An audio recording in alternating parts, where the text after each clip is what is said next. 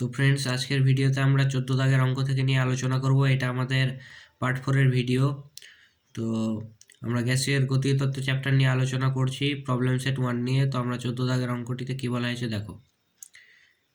বলা হয়েছে স্থির চাপে 2 মোল আদর্শ গ্যাসের উষ্ণতা 40 ডিগ্রি সেলসিয়াস থেকে 45 ডিগ্রি সেলসিয়াস করতে 70 ক্যালোরি তাপ লাগে। স্থির আয়তনে একই উষ্ণতা বৃদ্ধি করতে কত তাপ লাগবে? আর আমাদের দেওয়া হয়েছে R = 2 calorie mole to the power -1 K to the power -1। তো বন্ধুরা, আমাদের এই অঙ্কটির ক্ষেত্রে আমাদের কাছ থেকে স্থির আয়তনে গ্যাসটির উষ্ণতাটা চাওয়া হয়েছে, আর কি বলা হয়েছে কত তাপ লাগবে সেটা চাইছে, আর আমাদের দেওয়া হয়েছে স্থির চাপের ক্ষেত্রে মূল সংখ্যাটা। তো আমরা প্রথমে এক্ষেত্রে ধরি স্থির চাপে গ্যাসটির মোলার আপেক্ষিক তাপটা আমরা ধরে নিলাম। মোলার আপেক্ষিক তাপ সিপি, এটা আমরা ধরে নিলাম। যদি সিপি হয় তবে আমাদের যে গৃহীত তাপটা হচ্ছে কি বলা হয়েছে, এই যে 45 ডিগ্রি সেলসিয়াস থেকে, অতএব 45 ডিগ্রি সেলসিয়াস থেকে 40 ডিগ্রি সেলসিয়াস উষ্ণতা বৃদ্ধিতে আমাদের গৃহীত তাপটা কত হবে? গৃহীত তাপটা কত হয়ে যাবে আমাদের? এটাকে আমরা কিউ দিয়ে যদি বলি, তো গৃহীত তাপটা আমাদের কত হয়ে যাবে? এন সিপি ডেল থিটা, অর্থাৎ উষ্ণতা বৃদ্ধি ইন্টু আপেক্ষিক তাপ ইন্টু কত মোল আছে গ্যাসটা সেটা। আচ্ছা, আমাদের এখানে 2 মোল গ্যাসের কথা বলা হয়েছে প্রশ্নে, তো আমরা 2 মোল নিলাম। আচ্ছা, সিপি তো সিপি থাকলো। আচ্ছা, উষ্ণতা বৃদ্ধি কত বলা হয়েছে? 45 - 40, অর্থাৎ 40 থেকে 45 হচ্ছে, বা কী হবে আমাদের 10 সিপি। এখন তোমাদের বলে দেওয়া হয়েছে 45 ডিগ্রি সেলসিয়াস থেকে 40 ডিগ্রি সেলসিয়াস উষ্ণতায়, মানে স্থির চাপে এই ঘটনাটা যখন ঘটছে তখন যে পরিমাণ তাপ লাগছে সেটা দেওয়া হয়েছে তোমাদের। অর্থাৎ শর্তানুসারে 10 সিপি আমাদের সেই পরিমাণ তাপটা কত দেওয়া হয়েছে? 70 ক্যালোরি। এখান থেকে আমরা সিপি এর মানটা সহজে পেয়ে যাবো। CP equals to 7 calorie mole to the power -1 K to the power -1। অর্থাৎ আমরা সিপি অর্থাৎ স্থির চাপে গ্যাসের মোলার আপেক্ষিক তাপটা পেয়ে গেছি, কিন্তু আমাদের স্থির আয়তনেরটা লাগবে, কারণ হচ্ছে আমাদের স্থির আয়তনে গৃহীত তাপটা বের করতে হবে। তো অতএব আমরা স্থির আয়তনটা যদি বের করি, তো স্থির আয়তনের ক্ষেত্রে আমরা একটা সম্পর্ক জানি, সিপি - সিবি ইকুয়ালস টু আর। এটা আমরা সম্পর্কটা জানি। বা আমাদের এখানে সিভি এর মানটা জানা নেই, সিপি এর মানটা জানা আছে। বা সিভি ইকুয়ালস টু কী হবে? সিপি - আর। আচ্ছা, সিপি এর মানটা কত আমাদের? 7, এবং আর এর মান কত বলে দেওয়া হয়েছে? 2 calorie mole to the power -1 K to the power -1। বা এটা ক্যালকুলেশন করো, কত হবে? 5 calorie mole to the power -1 K to the power -1। অর্থাৎ আমাদের স্থির আয়তনে আপেক্ষিক তাপের মানটাও আমরা পেয়ে গেছি। চলো এবার এগিয়ে যাই। তবে এবার স্থির আয়তনে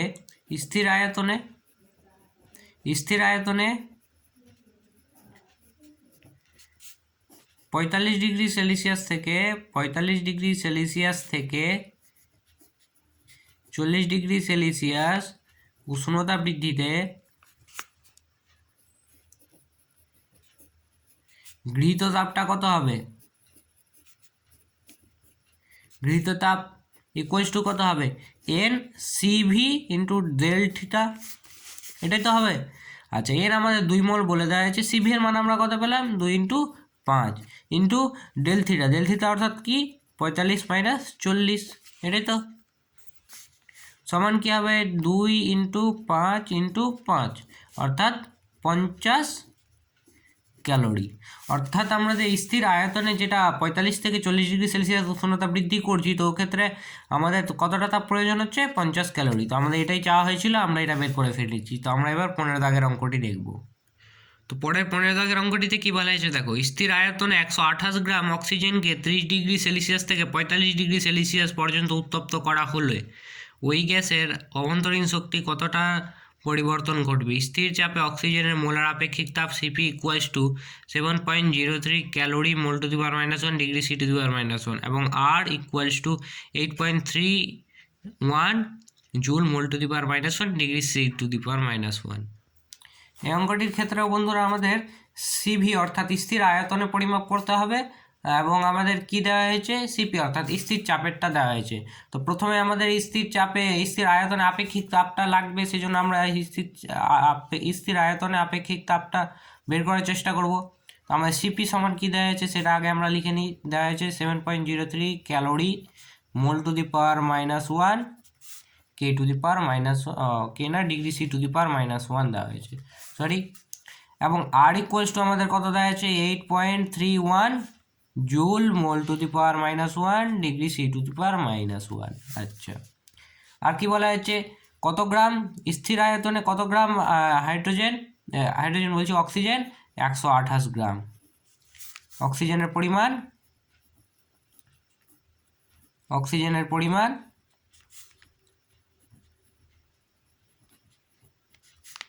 128 গ্রাম। আচ্ছা, তোমরা অক্সিজেনের আণবিক ভর O2 এর আণবিক ভর কত জানো? আণবিক ভর তোমরা জানো 32 গ্রাম। অর্থাৎ এটার অর্থাৎ কি 32 গ্রাম O2 সমান কত 1 মোল অক্সিজেন। 32 গ্রাম O2 সমান 1 মোল O2। তো ওই হিসাবে 1 গ্রাম O2 সমান কত মোল O2 হবে 1/32 মোল O2।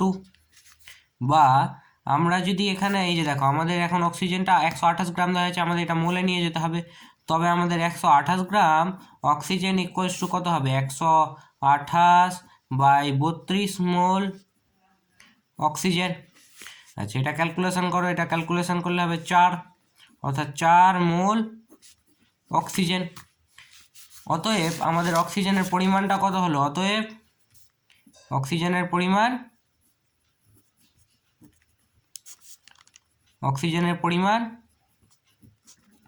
n ইকুয়ালস টু 4 মোল।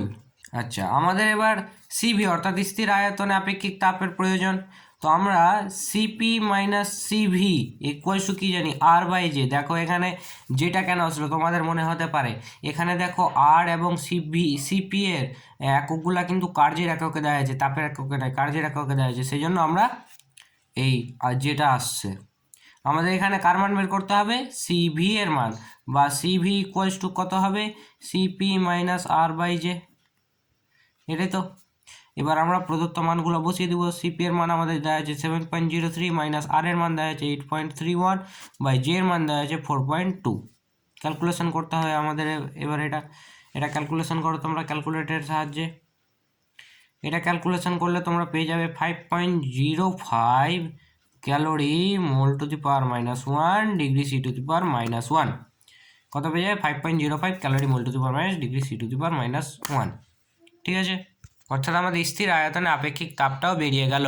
তবে এবার আমরা সহজেই স্থির আয়তনে যে পরিমাণ তাপটা প্রয়োজন সেটা বের করে নিতে পারবো, সহজে বের হয়ে যাবে আমাদের সেটা। তো অতএব আমাদের স্থির আয়তনে, আচ্ছা তোমাদের একটা জিনিস আর দেখিয়ে দিই, স্থির আয়তনের ক্ষেত্রে কিন্তু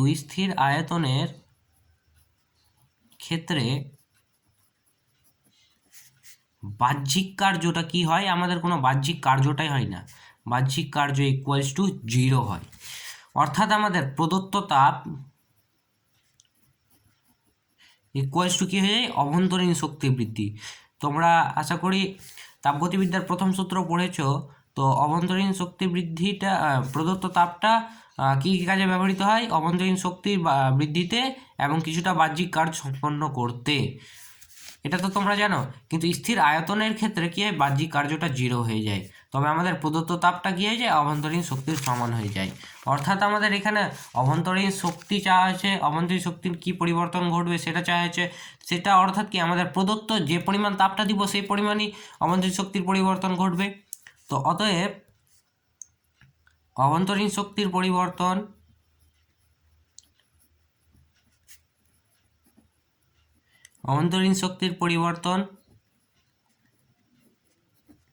ইকুয়ালস টু কী হবে তবে আমাদের যে পরিমাণ তাপ দেওয়া হবে সেটাই।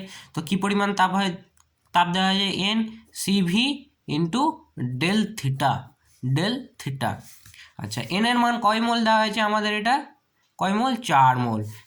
সিভি কত আমরা পেলাম 5.05 ইন্টু থিটা, উষ্ণতা বৃদ্ধিটা কত হচ্ছে, উষ্ণতা বৃদ্ধি হচ্ছে 30 থেকে 45, অর্থাৎ 45 - 30 সমান 4 ইন্টু 5.05 ইন্টু 15। এটা ক্যালকুলেশন করো তোমরা ক্যালকুলেটরের সাহায্যে করো। এটা ক্যালকুলেশন করলে পেয়ে যাবে তোমরা 303.08 ক্যালোরি, অর্থাৎ আমাদের অভ্যন্তরীণ শক্তির পরিবর্তন কতটা হলো, 303.08 ক্যালোরি। তো এই ছিল তোমাদের এই অঙ্কটি। পরবর্তী 16 দাগের অঙ্কটিতে কী বলা হয়েছে দেখো, 27 ডিগ্রি সেলসিয়াস উষ্ণতার শুষ্ক বায়ুকে রুদ্ধতাপ প্রক্রিয়ায় সংক্রমিত করে আয়তন 1/3 করলে উষ্ণতা বৃদ্ধি কত হবে, বায়ুর গামা ইকুয়ালস টু 1.4। তো বন্ধুরা এই অঙ্কটির ক্ষেত্রে আমরা দেখো গামা সমান আমাদের যেটা দেওয়া আছে, গামা সমান 1.4 দেওয়া আছে, এটা আমরা লিখে দিলাম বায়ুর গামা। এখন রুদ্ধতাপ প্রক্রিয়ার ক্ষেত্রে আমরা জানি আচ্ছা, এখানে তোমাদের লক্ষ্য করো আয়তন এবং উষ্ণতার কথা বলেছে। তো রুদ্ধতাপ প্রক্রিয়ার ক্ষেত্রে আমরা জানি আয়তন এবং উষ্ণতার মধ্যে সম্পর্ক T V to the power gamma -1 সমান ধ্রুবক, এটাই তো। বা T1 অর্থাৎ প্রাথমিক উষ্ণতাকে যদি আমি T1 বলি এবং প্রাথমিক আয়তনকে V1 বলি, তো কী হবে, T1 V1 two the power gamma -1 সমান T2 into V2 to the power gamma -1। আমি অন্তিম এবং প্রাথমিক দুটো কেসে ভেঙে নিলাম। তো আমাদের কী হবে, এটা সমান হয়ে যাবে, ধ্রুবক থাকছে। আর দুটো কেসের ক্ষেত্রে তো কী হবে, এই দুটো গুণফলটা ধ্রুবক থাকবে। আমরা এবার এই ফর্মটার সাহায্যে এই অঙ্কটার সমাধান করব। আচ্ছা দেখো, আমাদের এখানে T1 অর্থাৎ প্রাথমিক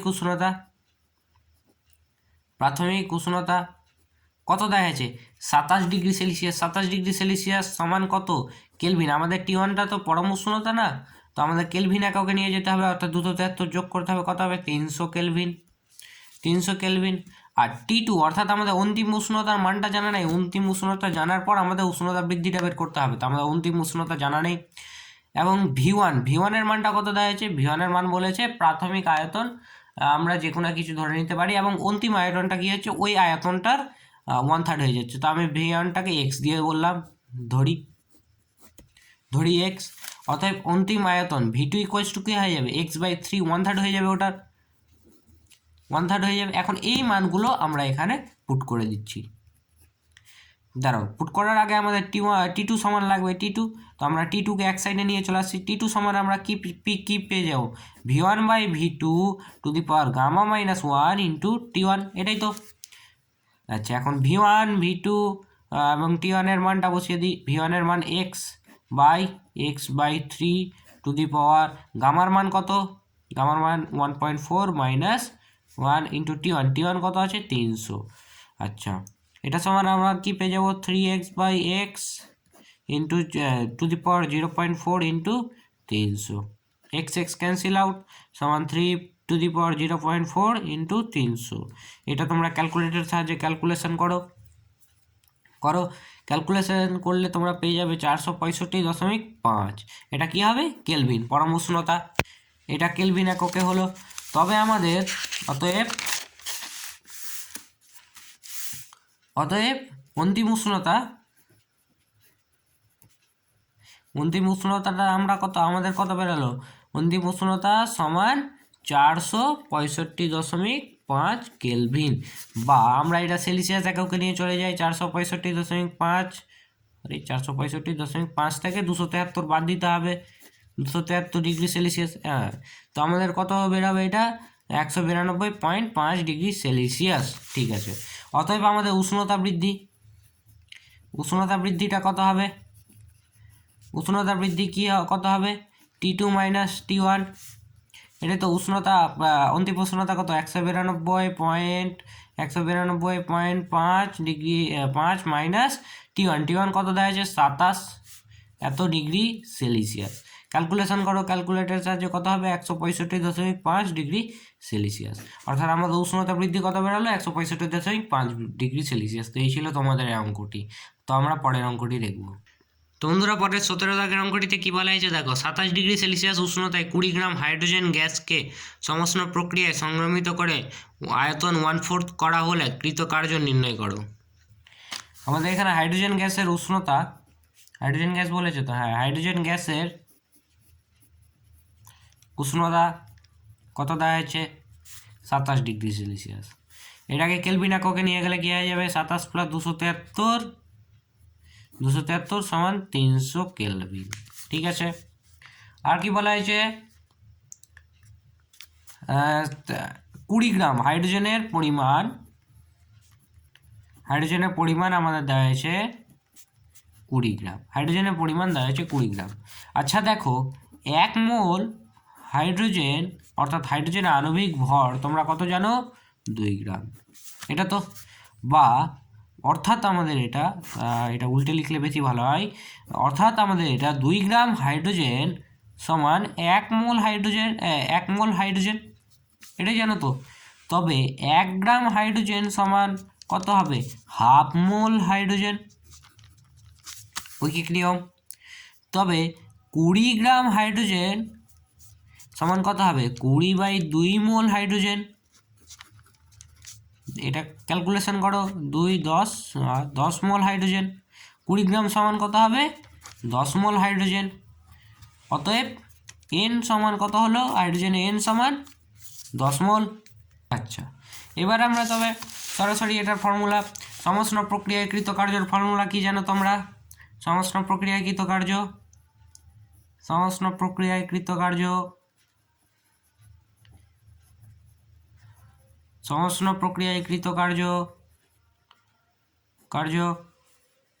ফর্মুলা কি জানো, W =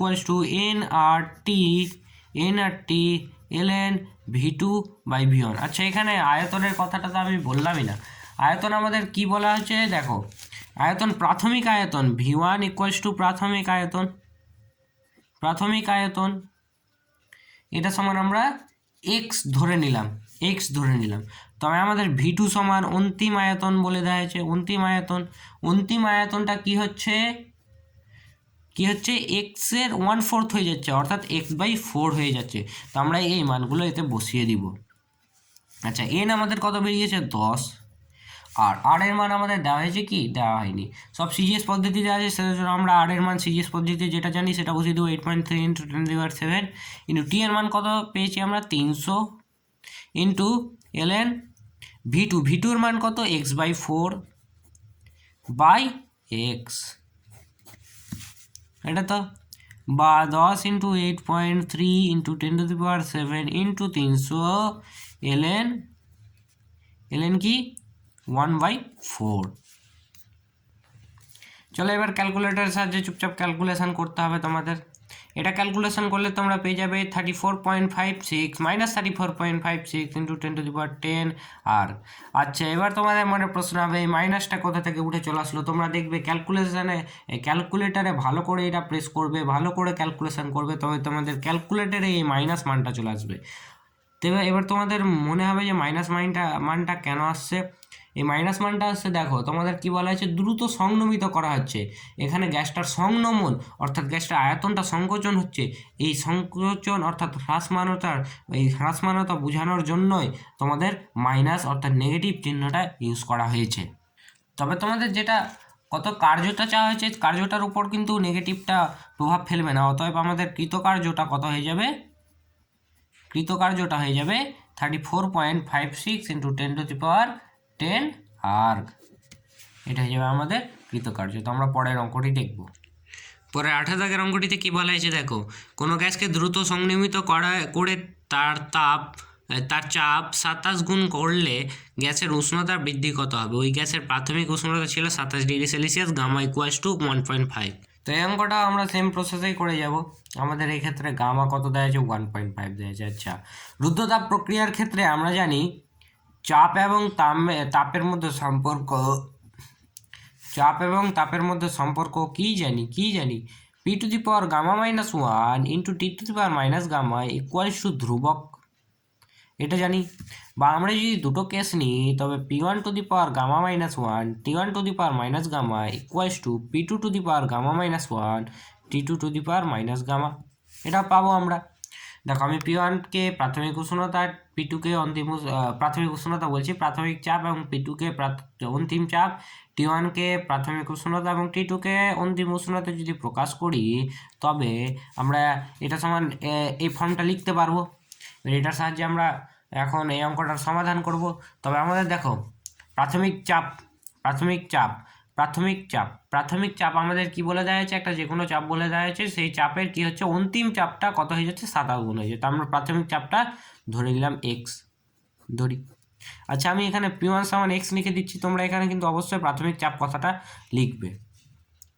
অর্থাৎ P2 সমান কত হয়েছে আমাদের 27 গুণ হয়ে যাচ্ছে। ঠিক আছে, আর কি বলে দেওয়া হয়েছে আমাদের, যা হয়েছে বলে দেওয়া হয়েছে T1 অর্থাৎ প্রাথমিক উষ্ণতা কত বলে দেওয়া হয়েছে, 27 ডিগ্রি সেলসিয়াস। কেলভিন এককে নিয়ে চলে যাচ্ছি, 27 প্লাস 273 সমান 300 কেলভিন উষ্ণতা। T2 সমান বের করতে হবে, জানতে হবে, জানার পর আবার কত কি বের করতে হবে, উষ্ণতা বৃদ্ধিটা বের করতে হবে আমাদের। উষ্ণতা বৃদ্ধি চাওয়া হয়েছে তো আমাদের, হ্যাঁ উষ্ণতা বৃদ্ধি চাওয়া হয়েছে। আচ্ছা তো এবার এই মানগুলো বসানোর আগে আমরা T2কে এক সাইডে করে নিই, বা T2 to the power minus gamma equals to কী হবে আমাদের, P1 by P2 to the power gamma minus 1 into T2 to the power minus gamma, T2 বলছি sorry, T1 to the power minus gamma. এবার মান বসাই, বা T2 to the power minus 1.5 equals to P1 অর্থাৎ x by 27x to the power 1.5 minus 1 into TR অর্থাৎ 300 two the power minus 1.5। এবার এটা calculation করতে হবে, এক্স ক্যান্সেল আউট, তোমরা ক্যালকুলেটরের সাহায্যে ক্যালকুলেশন করো। জানি হিসাবগুলো একটু জটিল হচ্ছে, ক্যালকুলেটরের সাহায্য নিবে। এটা করলে তোমাদের দাঁড়াবে 1/T2, আমি এটাকে উল্টে লিখে দিচ্ছি, 1/T2 টু দি পাওয়ার 1.5, এটা আমরা লিখতে পারি তো, সমান আমাদের কত দাঁড়াবে 3.69 into 10 two the power minus 5। আচ্ছা বা আমাদের T2 to the power 1.5 equal to কত দাঁড়াবে 27,063.29, বা আমাদের T2 সমান কত বেরাবে 27,063.29 টু দি পাওয়ার 1/1.5। ক্যালকুলেশন করো, এটা ক্যালকুলেশন করো, ক্যালকুলেটর অবশ্যই লাগবে। এটা ক্যালকুলেশন করলে তোমাদের দাঁড়াবে 901.40K। এটা আমার ক্যালকুলেটরে বের হয়েছে, আমরা আমি এই ধরেই অ্যান্সারটা করি। 901.40K, 901.40K, তাই 901.40K অর্থাৎ T2 ইকুয়ালস টু 901.40K সমান কত হয়ে যাবে 901.40 মাইনাস 273 ডিগ্রি সেলসিয়াস আমরা নিয়ে চলে যাচ্ছি, অর্থাৎ আমাদের 628 ডিগ্রি সেলসিয়াস। অর্থাৎ ডেলটি অর্থাৎ উষ্ণতা বৃদ্ধি আমাদের কত বেরোলো, T2 মাইনাস T1। T2 কত আছে আমাদের 628 মাইনাস T1 কত আছে 27 সমান 601 ডিগ্রি সেলসিয়াস। তোমাদের অ্যান্সার 599.9 ডিগ্রি সেলসিয়াস দেওয়া হয়েছে, তো আমার একটু হয়তো কোথাও ক্যালকুলেশনে মিস্টেক হয়েছে, 601 হয়েছে, কাছাকাছি অ্যান্সার আছে, হয়তো তোমাদের অনেকেরই মিলে গিয়ে হবে। তো এইভাবে অঙ্কটি করবে। তো এই ছিল অঙ্কটা। তো আজকের ভিডিওতে এই পর্যন্তই থাক বন্ধুরা। একজন কমেন্টে করেছিল যে পার্ট 4-এ সম্পূর্ণটা হয়ে যাবে, কিন্তু অনেকটা বড় হয়ে গেল ভিডিওটা এবং সম্পূর্ণটা করা যাবে না আমার যেটা মনে হচ্ছে। তো আমাদের আরেকটা পার্ট করতে হবে এই চ্যাপ্টারের। তো থ্যাঙ্কস ফর ওয়াচিং।